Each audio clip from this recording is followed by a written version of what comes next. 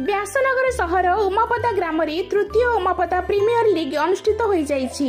एही द्वितीय संध्या मैच रे मुख्य अतिथि अशोक दास फाउंडेशन डायरेक्टर भव प्रसाद दास जोगदे खेलाड़ी सहित परिचय प्रदान परे खेलाड़ी उत्साहित करथिले। सम्मानित अतिथि व्यासनगर पौर परिषद उपनगरपाल सुभाष चंद्र बल जोगदे द्वितीय संध्या मैच रो शुभारंभ करथिले। वरिष्ठ सांबादिक जोगदे 6टी दलर खेलाड़ी सहित परिचय प्रदान सहित समस्त खेलाड़ी उत्साह करथिले। 6 जन फ्रांचाइज मालिकों को नहीं एही टूर्नामेंट को आयोजित करथिले।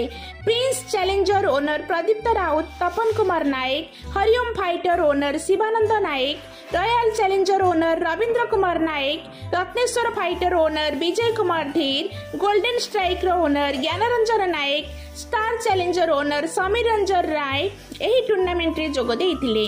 3 दिन धरी एही टूर्नामेंट अनुष्ठित हेबो। उमापदा ग्रामर समस्त युवक एही खेल को एक भाईचारार आख्या देइथिले। समस्त मिलित सहयोग रे एही कार्यक्रम सफल होइथिला। व्यासनगरରୁ पद्मलोचन नायकଙ୍କ रिपोर्ट स्वराज्य खबर।